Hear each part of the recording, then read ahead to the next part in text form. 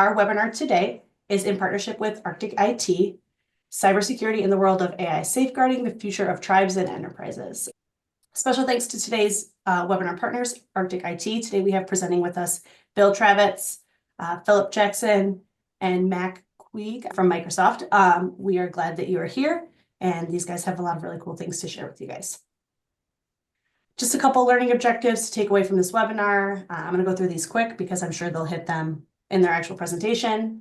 But how can tribes stay resilient against evolving AI-driven threats while harnessing AI to strengthen defenses? You will also learn about the latest and emerging threats, vulnerabilities, and legacy systems, and actionable strategies to build a more secure digital future.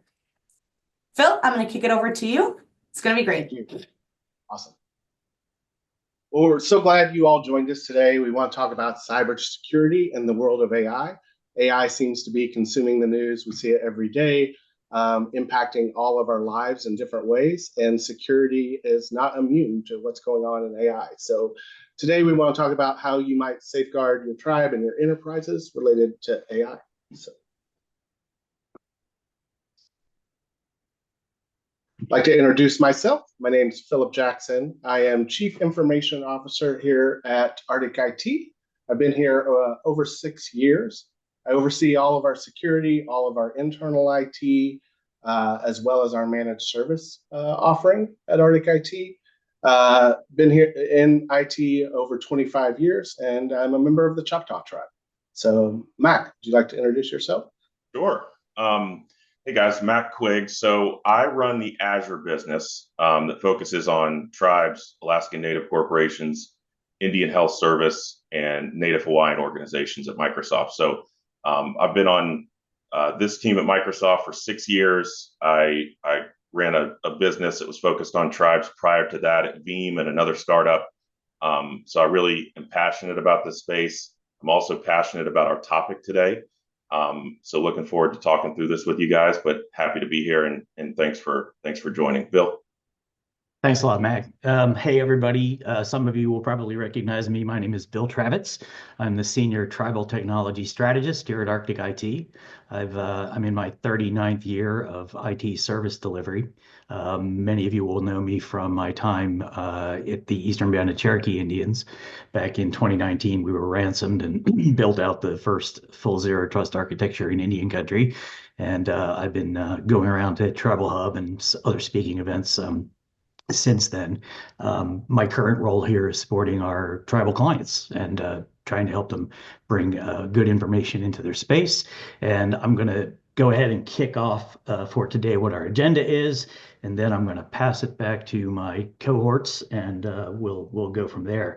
So we're going to go ahead and just do a very brief, quick intro for those of you who don't know who Arctic IT is. Then Phillip is going to take on common vulnerabilities and real-world consequences. Mac's got some really great information about AI-powered tools. We've got a couple of polls for you, and then we'll talk about steps that you can take moving forward. And bear in mind, we understand that there's probably a wide variety of folks in the audience here today. Probably most of you are IT professionals, but we may have some tribal leaders, other types, and you may be at varying levels of sophistication in your cybersecurity journey. So we're going to try to get specific where possible and can answer specific questions as we move through it. Next slide, please. This intros the next one, a partner who works for you. We are an Alaska Native owned corporation, and Mac, you can go ahead and pull on to the next slide. We have 20 years of experience in Indian country delivering solutions, and that slide is actually a little dated. We were just given information the other day that we have over 100 different tribal clients and entities that we are serving and continue to serve out there in Indian country. So wide representation. Again, I mentioned that we're Native owned and we are a Microsoft solutions partner. So we have a managed service practice. We have our tribal business applications, finance and operations. We work with, as you can see, tribal enterprises as well as tribal governments. And those are just a small representation of those printed with permission logos. And we're thrilled to be here and be able to help share these things with you here today. So, and with that, I'm going to hand it back to Phillip, and he's going to take us down the next step of the journey. Yeah, so let's get right into it, talk about some vulnerabilities and real-world consequences related to cybersecurity. So let's start with what we see with most common vulnerabilities in tribal systems. And this is number one, 1A, the most important thing is we see a lot of legacy systems, antiquated hardware, unsupported operating systems, things that just need modernizing.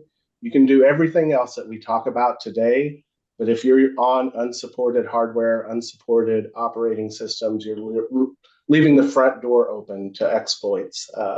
And with AI, that just makes it more impactful because all of the AI knows what these exploits are for these systems, and they're unpatched and really not maintained. So I just encourage you to do a survey of what you have in your environment.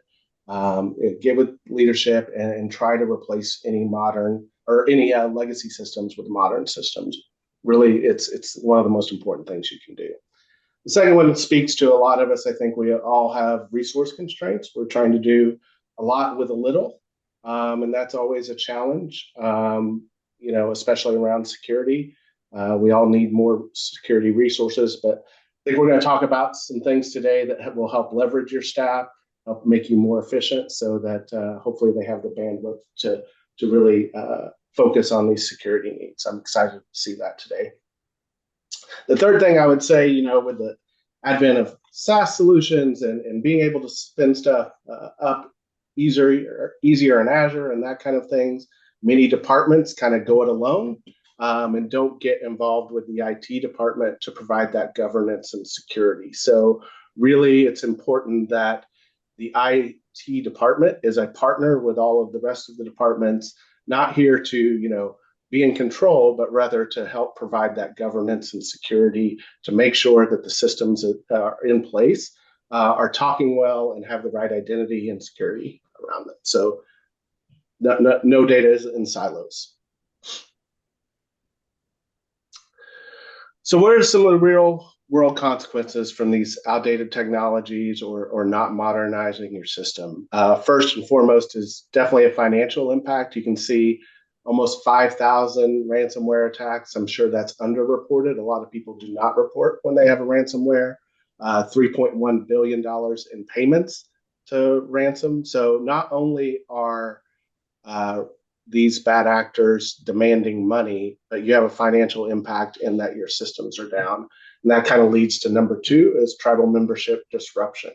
Anytime we see some kind of event, it's anywhere from 2 weeks to 2 months that systems are unavailable. That means you can't serve your tribal members with critical operations, healthcare, financial systems, tribal enrollment systems, all of that kind of gets put on hold when you have an event. And then the third is you really have erosion of confidence, and maybe this is one of the worst things. Depending on the type of breach that you might be required to disclose that you've had a breach of PII data or critical data, and that just erodes the confidence in your organizations. We don't want that. And Phil, I'll throw something in here. Somewhat unplanned, but just something I'm hearing. A lot of times we focus the efforts on, we want to make sure that we're protected, that we've got everything covered from our end, but it can impact you even if you weren't the one compromised. And one we're seeing a lot is a vendor compromise and banking switch scenario where you may do, construction. Think of any kind of vendor relationship. You do construction with an organization, and that organization got popped, and you get an email from the same person that your finance folks are used to emailing for the last 10 years. And they say, hey, by the way, we changed our number. Here's the routing and our account number. Well, unbeknownst to you, you just sent all that money to somewhere you didn't want to send it. So make sure that your team is not only aware of what could impact you guys, within your organization, but also the trust relationships you have out there that would cost money if there was an impact, that would cost trust if there was an impact, some of these other things. It's good, and kind of also goes back to the data silos things. If departments are doing things on their own that might have access to your systems, and it's not been vetted well around the security and what that vendor is doing, it can leak into your systems as well. If I could go ahead and add to that as well on that membership disruption. Yeah. Sometimes those things can be downright dangerous. In 2019, in our situation, our 911 EMS call center system was down and out, which basically meant delays in response, water-based systems, water treatment, sewage treatment, things that could actually cause real damage to the environment or the members of your tribe. Those are all important things to understand, that those are possibilities to be disrupted. And we're now in the world of AI, which I call the great accelerator. It accelerates the attackers, but we are hopefully going to talk to you today a little bit about how you can fight back using the same tools. So thanks, Phillip. Yeah. So let's talk about the AI cyber threat landscape, as Bill's kind of teed that up, as AI kind of is a force multiplier for both good and bad, and that includes some of the cyber criminals as well. So you can see it's all in the news every day. Like I said, we're inundated with AI, but even specifically those things that are related to AI cybersecurity. Everything from phishing scams that target executives to voice cloning.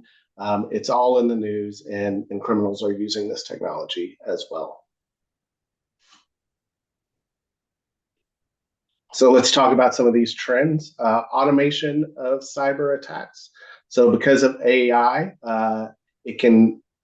agents can be exploited to automate these attacks, increasing both their scale and sophistication. If you're having a bunch of bots that can provide these cyber attacks and they're leveraging AI, it can just happen a lot faster.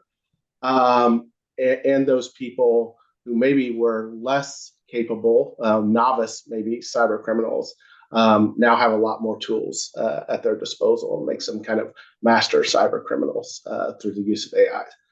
Phishing incidents, we already touched on that today, but imagine that you're ingesting some emails from one of these vendors or from one of your organizations. AI can make that email look even more legitimate. Like it can say, oh yeah, I knew you guys were working on a webinar this week. Would you just click this link and blah, blah, blah. And it looks legitimate because, yeah, I was working with Mac and Bill on this webinar this week. So phishing emails are surging, and they're just growing as they become more and more sophisticated. We see it every single day in our managed service practice, all these phishing.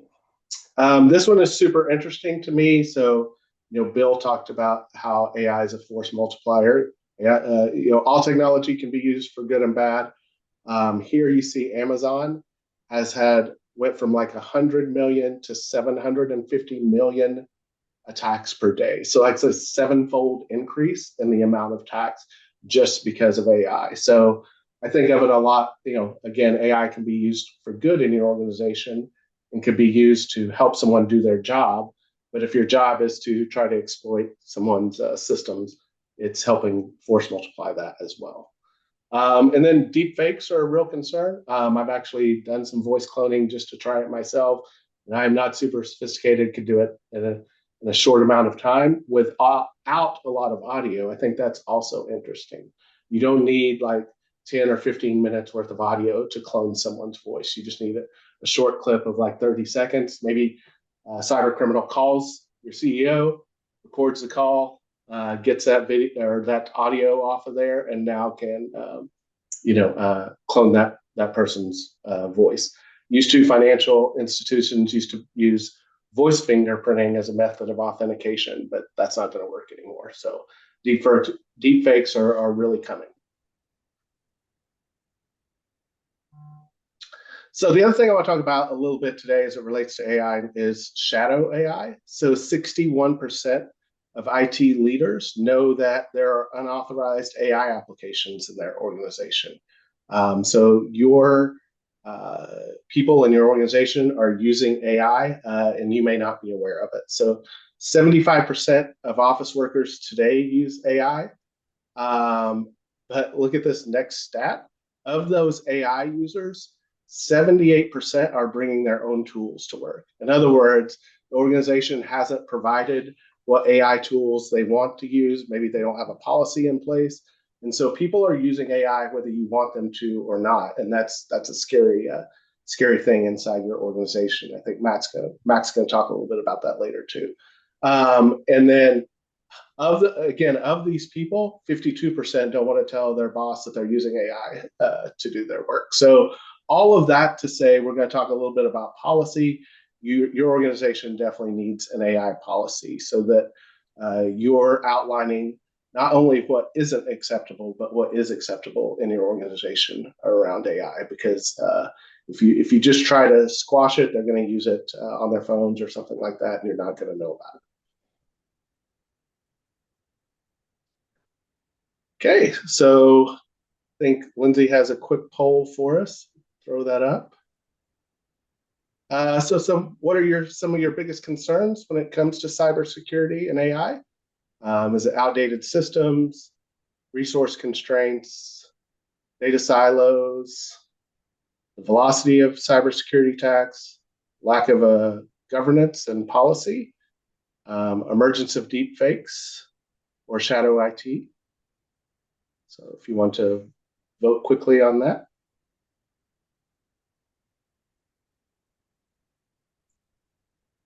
I think we can move on to the next slide now.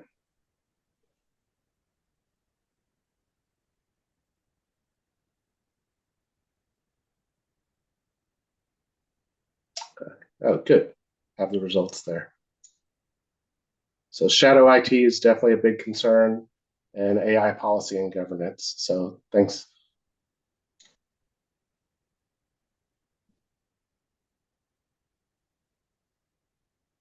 So let's talk a little bit about how AI-powered tools help. We've talked a lot how cyber criminals are using them, but let's talk about how we can leverage some of those same AI tools for ourselves. So fighting fire with fire, 85% of CISOs see AI as a tool to defend against attacks, and more than 70% reported an increase in their cybersecurity budgets this year. This is really, really interesting on the threat detection. So AI is really good at recognizing patterns, right? That's something it excels at a lot. So it can recognize an incident, reducing the time from 16 days to about 10 minutes.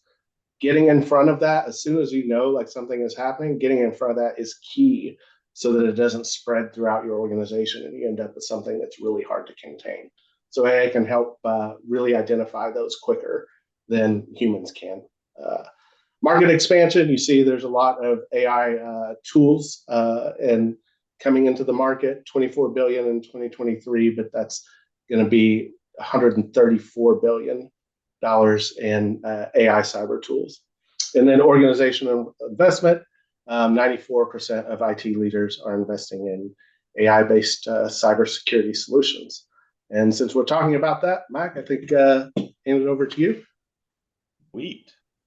All right, so wanted to throw some stats at you based on what Microsoft's seeing in the market. And to preface this, sort of an unknown fact is if you take the volume and you take the customer base, Microsoft is the largest cybersecurity company in the world. So we're looking at 72 trillion signals a day. That's all imported into what we call our intelligent security graph. It's crunched by AI. We've had AI enabled on that system for a very long time. Now we're getting AI enabled into the customer facing systems. But one of the things, and Phil touched on it before, is the resource constraints. 80 plus tools used by enterprises that are cybersecurity related.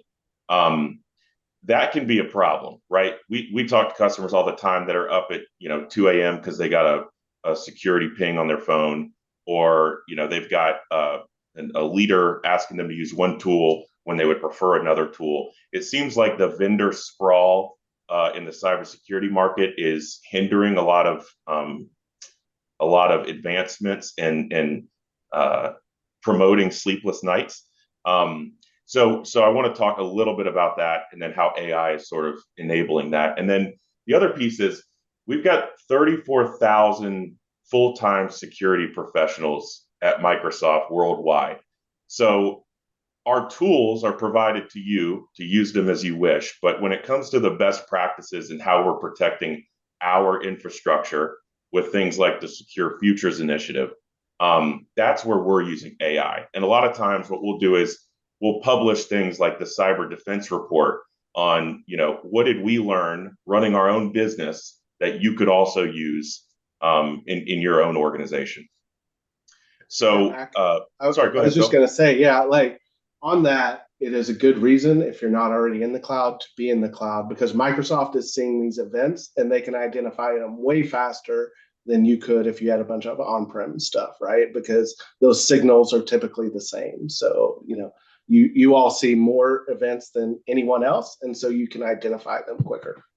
That's right. Yeah. So there's the intelligent security graph that I talked about is interesting because it's more than just Microsoft signals.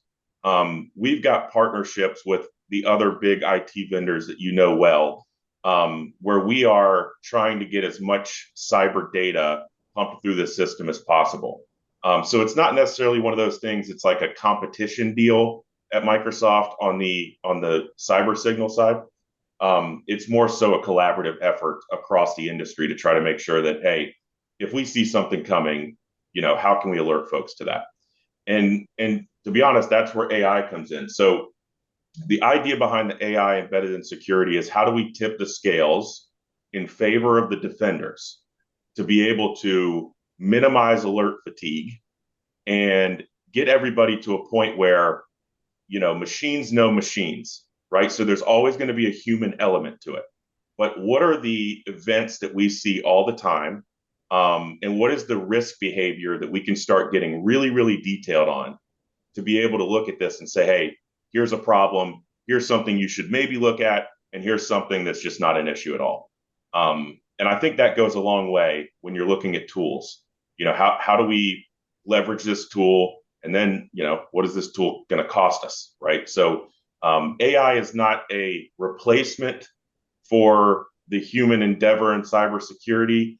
It is kind of like we named the products on the M365 side, Copilot for a reason. It's a Copilot. It's not the captain, right? So it's the same thing with the cybersecurity side. And the other piece is we want the technology to work alongside you. So there's a number of things that we do natively at Microsoft, but also through partners that enable you to learn how to use those tools in the best way possible. I understand it can be very, very complicated. We have our own product sprawl within Microsoft. I'll be the first to tell you that, licensing is hard to understand and product naming changes every week, right? So we have some resources for you to help you through that part. And then this is the unified platform. So looking at AI and then how it goes down through the stack.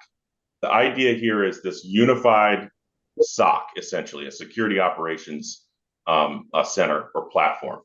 And so you want to have a couple components of that. SIEM, or we have the product called Sentinel. That's our SIEM and XDR, along with Microsoft Defender for Cloud and some other components. But AI is a part of every single one of those systems now. It's not a matter of, if you're using this one product, then you're able to enable AI or take advantage of AI. It's going into everything. I give the example of Microsoft is on the cutting edge of something called confidential compute. And you might have even heard me talk about this on another webinar, but on the back end, behind the scenes, we're moving systems in Azure to confidential compute without anybody even knowing it. So if you use something like Key Vault in Azure, you've already leveraged a confidential compute resource and you didn't even know it. We're hoping we do the same thing with AI, right? you're going to be able to start to get these insights and the product's going to work better, et cetera, without you having to lift a finger. But the one thing I wanted to drill down on is posture. So let me switch screens here. So Purview, this is one of those that, changed names 15 times. Microsoft Purview is essentially the combination of these three products, the data security product, the governance side, and the compliance side. It is now under one solution called Microsoft Purview. And this is very important before you take on an AI project.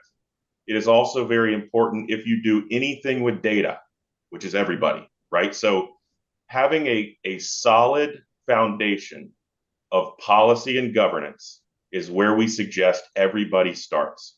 That includes if you were going to build an application and embed Azure OpenAI in it. You want to make sure that the data quality is there. You want to make sure that everything in terms of compliance and what your policy is there. So this is kind of the all-in-one data governance platform. And I'm going to show you a couple snapshots that we talked about earlier with Shadow AI and Shadow IT. But the main point of this is it will give you the ability to take all of your data. It doesn't matter if it's on-prem, if it's already in Azure, if it's in AWS, if it's in Google, if it's in M365, it will meet your data where it is. So this is not something that you have to migrate all your data to Azure to leverage. And then Mac, this if I could add to that just briefly, the data governance component of it is the heaviest lift. When we were doing our zero trust implementation, that was the thing that took the most time to get right. You have to eat the elephant one bite at a time and just get started with it. But getting this data governance right is where the true power of the zero trust architecture solution and AI can come in. And that makes you proactive instead of reactive. Because data governance can instantaneously detect the data exfiltration event and do something about it when you would have maybe known about that a week from now under the older regime. So just wanted to throw that out there. Thanks, Mac. Yeah, absolutely. That's spot on. It's how do we get ahead of it? How do we get it first before it becomes an issue? And this is kind of a boilerplate marketing slide, but this is kind of how we simplified the Purview components. And I know you're looking at all these words and going, "You guys simplified this?" Trust me, we did. So if you own E5 or G5, there is a lot of the Purview components that you already have. There are a couple things still remaining in Azure that are charged sort of per asset. So this is encompassing of most things in Purview. I think there's a couple policy pieces still in Azure, but they're like 5 cents per asset or something crazy. So just to give you a snapshot, and then it says E5 compliance because you can, if you had an E3 or a G3 M365 license, the 3 series license, you can add E5 compliance as an add-on.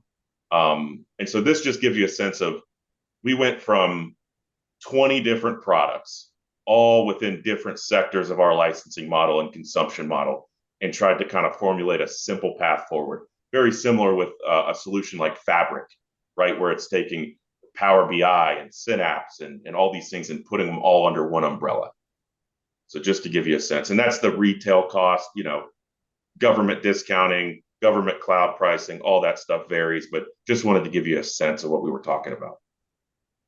So this is the fun stuff. So I got 3 screenshots for you. I'll go through them quickly.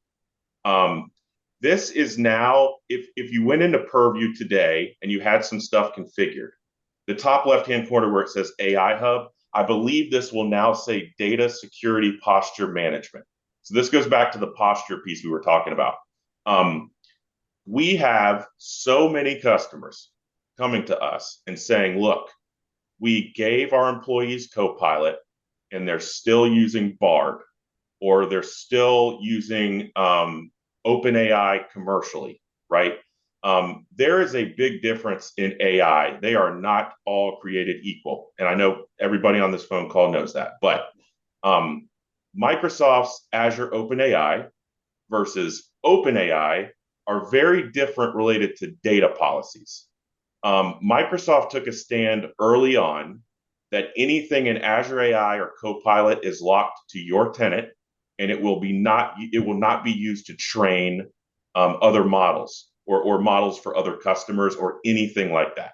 So there's a difference out there. There are things you could download on the App Store on Apple right now that will train on everything you put in there, right?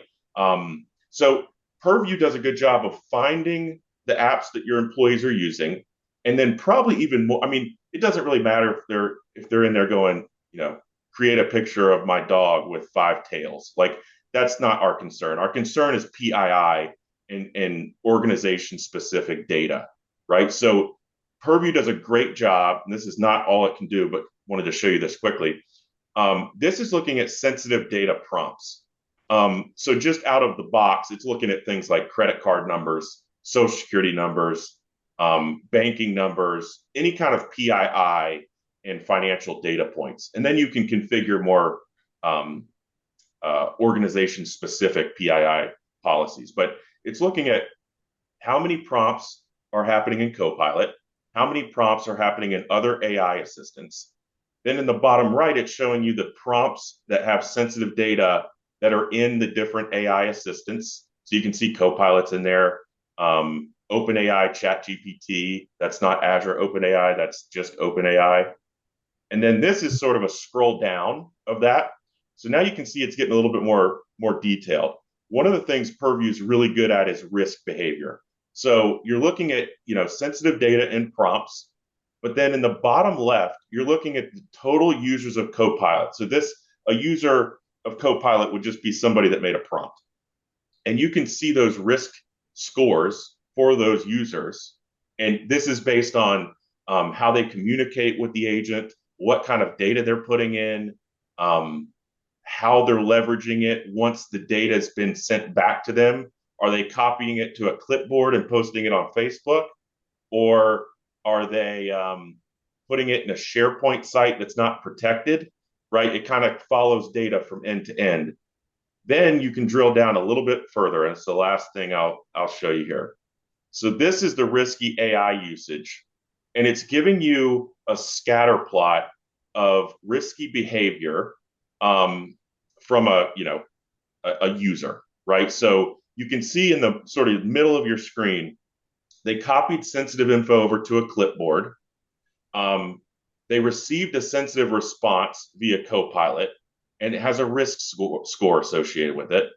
And then on the very bottom part, you can see labels of sensitive files removed on SharePoint. So somebody went in and said, yeah, this isn't confidential anymore. I'm just going to make this public. So it can make sure that, to Bill's point, get ahead of the things that will inevitably become an issue. And depending on how you guys have it set up internally, you can automatically create investigations out of this. Purview does e-discovery. So you can basically go from, okay, we caught this, now we're sending it to compliance to review it. And so it's really, really cool. But long story short, I'll get you some data points on this. And if you have any questions, feel free to reach out, because this is all I cover is tribes, Alaska Native corporations, and a few other accounts. So thank you. I'm sure you've seen in the news and stuff, people using free AI tools to help generate a presentation, right? And it's super sensitive data. And because they were using a free tool, it gets trained on that data, and then sensitive information is leaking out of your org through that. Yeah, that's a good point. And the other thing I would be careful of is the market has grown significantly for AI tools that listen. I get fed ads on social media all the time about like a little pin that will listen and take notes for you, right? Be very aware of that. Be very aware if your conference room is full of that, and read the terms and conditions. Very few AI companies have taken a firm stand on your data is your data. So just make sure you don't have to use Microsoft for everything. That's not what I'm here to pitch you. But just make sure that when you do use an AI tool organization-wide, that you are protected by a clause that says your data is your data, no ifs, ands, or buts about it. That's So, especially important out here in Indian country with data, with tribal sovereignty and yes. all of those things. All this ties together. It's so incredibly intertwined.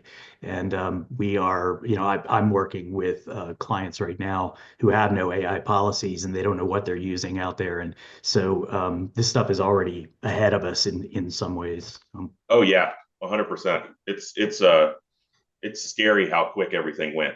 But and there's some self-paced assessment stuff. I think we're either going to send it in a follow-up or we can get it to you in some way, shape, or form around AI and cybersecurity. So, if you need help with that, let us know. Arctic's got some great programs around that. And so we can work together to kind of get you guys to a point where you're comfortable. And then, going forward, applying some better best practices. I'm going to take the next few slides just to Okay. talk through a little bit about, so what do you do? And what we're about to talk about here is not going to be all inclusive. Mac, if you can go ahead and move to the next slide. The three concepts that we're going to talk about here are about assessing your organization's cybersecurity maturity. And again, in this audience alone, there's probably a wide variety of levels of how much of this you know. I would argue that if your most recent cybersecurity assessment's a year old, it's time to do it again, and probably was time to do it again, just because of the pace at which all this stuff is moving forward. We'll talk a little bit about implementing, and we've got some slides for each of these that I'll go through briefly. Implementing advanced security measures, and what's an advanced security measure? I'll talk about that in a moment. And then the last thing, really important, is we're all in this together. Whether we're your vendor, whether we're all in the tribal IT space, whatever the case may be, information sharing and collaboration without sharing sensitive data, but really about trends. What are we seeing out there? What are we getting hit with to be able to do that collaboration? And that points inward as well, folks. Everybody on your team has got their jobs that they're doing, whether they're doing tribal enrollment or whether they're doing something for an enterprise. They're all focused on that job. But at the same time, I don't think anybody's out there really wanting the tribe to be injured in some way because of a cybersecurity event. So we all have to work together on it. So if you'll go ahead and move ahead, Mag, sorry. All right, so what Mac alluded to a few moments ago, there are resources out there available to you, and some of you may be well down the road in this. We knew we were coming into a fairly wide audience today, so if this is something you've already done, fine, more power to you, keep at it, and then we're here to help you in any way we can. But CISA has self-assessments. You can see there's a link there for Microsoft with a self-guided assessment. When I was with the Eastern Band, we had a Microsoft engineer on site who helped us do a Microsoft-led assessment. Arctic IT and Phillip's group are constantly doing these sorts of things. The other thing I wanted to mention here, GCC factors into this as well. And Arctic is actually able to sell you licenses for GCCI for those of you who are out there working in the federal sector, particularly DoD, CMMC2, those sorts of things. So all of this stuff blends together, and there's all sorts of different levels of sophistication. But what you really need to do first and foremost is have a really, really honest conversation with yourself about where you are. And then that will help you identify where's the low hanging fruit. What can I go after first that's going to give me the most bang for the least buck, and just build that whole security infrastructure. The other thing I wanted to say here about this is zero trust was the big buzzword for a couple of years, and I've talked about it myself at TribalNet and things of that nature. It's still the foundation of everything we do. Building a modern cybersecurity architecture that eliminates east-west trust, zero persistent admin, just-in-time elevation, all of those things are tools that you can bring to bear once you understand where you are in your cybersecurity maturity. And it's a gigantic problem that changes dramatically. And my key advice is don't get discouraged about it. Just start biting off the most important pieces and get it done. Go ahead, Mac. All right. talking about advanced security measures, we talked about it a little bit. Policies. You can't expect your user base, employees, community members, whatever it is, to understand what to do and what not to do if you haven't done an explicitly stated policy. And AI is a big one on that, and we've alluded to some of the dangers of that, where private data from the tribe is being leaked out into these things that are being trained, and so that information is now sucked into the model, into the machine, if you will, and it can be exposed to people just using the large language models to query them. Super important to have those policies and have reviews on them. Another area that I'll touch on, it's not quite specifically here, but I only am aware of one tribe out there in Indian country that actually has a cybercrime law on the books. Meaning, if you ever have somebody internally who, God forbid, misuses this, there's really no teeth there to be able to do any sort of prosecution in tribal court, any of those things. And that's another bit of a crusade that I'm on, down another path. But just talking about policy, law, and regulation, all of that has to be in place for this to be a success. Second point, taking full advantage of what you're already licensed for.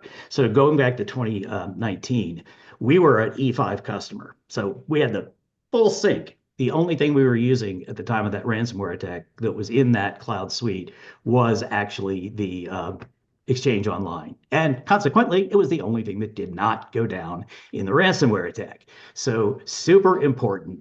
All kinds of stuff in E5, all the things that Max mentioned that now have new names from when I was using them, Sentinel, Endpoint Manager, all of those tools. If you are at E5 or G5, or even if you're E3, G3, and you have a few selective add-ons put onto it, you can build the most of for your business applications workspace. You can build a true zero trust architecture out of it, and moving those tools and virtualizing them into the cloud. So if you're already paying for this stuff, spend some time figuring it out. And then lastly on this slide, just talking a little bit about some of the published resources that are out there. You all may have vendors that you work with for cybersecurity stuff. And as Max said, not all cybersecurity companies are created equal, but just knowing what you have access to already and how those vendors might be able to leverage or use the tools that you're using of theirs. I just wanted to add, just as an aside, when we did this originally, and again, this is 6 years ago when it all started, the state of Microsoft's zero trust architecture was in its infancy compared to what it is today. But we relied strictly on anything that was native to the Microsoft stack when we could, because at the time that was the SolarWinds supply chain management attack, was just off the presses. All of those things introduce additional attack vectors into your environment. And if you don't understand what you've got and you're not configuring it correctly or using it correctly, you can actually be doing yourself some harm. So I wanted to throw that out there as well. And Mac, I'm going to speed through the last slide here.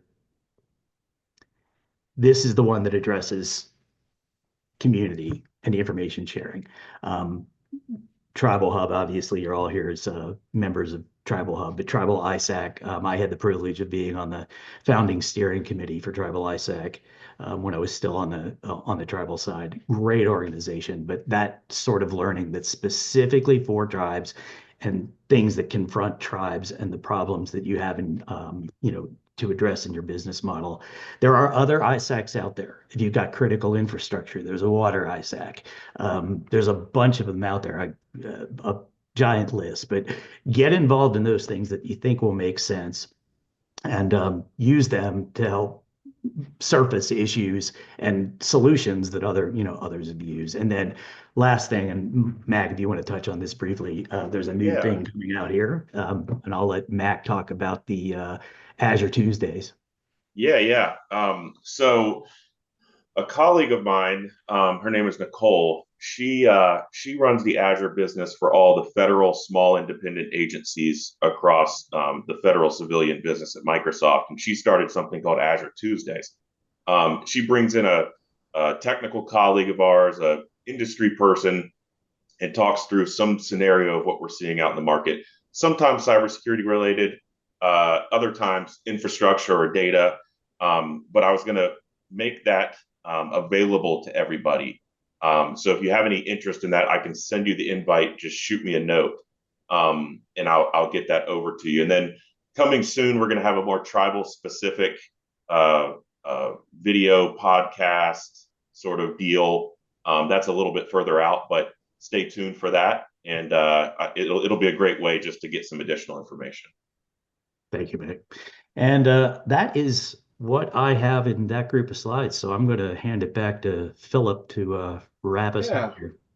So we just have a closing poll. Now, this information won't be shared amongst the group. It will just be shared with us, the panelists.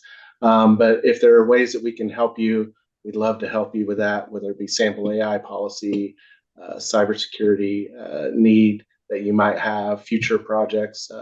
So if you just want to answer that, then we can next open it up for questions.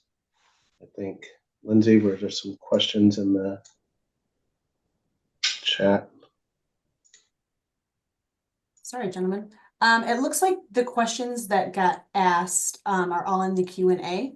So Mike Mansfield asked about the Defender, Hey, Mike. peer review slides, and I was like, I think you guys answered all of those live, yes? Yeah. Yep. Okay.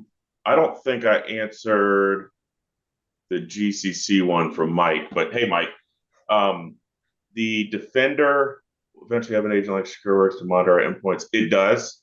So yes, I can send you the data on that. That exists already. Purview slides not available for GCC. There is a feature parity difference between commercial and GCC. I believe if it's a purview, if it's a preview and purview, if it's a preview feature, it is certainly only out in commercial. If it is a general availability feature, it is likely out in both, but as you know, there is a time difference between the two. New portal view, I can help you with that one-on-one. Awesome. Good. Yeah. Well, I just want to thank everyone again for being here. Special thanks to Arctic IT for partnering with TribalHub on this. Just as a reminder, anybody who has registered for this webinar will receive in about 2 days' time a link with a recording to it. So yeah, otherwise, you guys, thank you for joining us, and thanks again for being here. Thanks.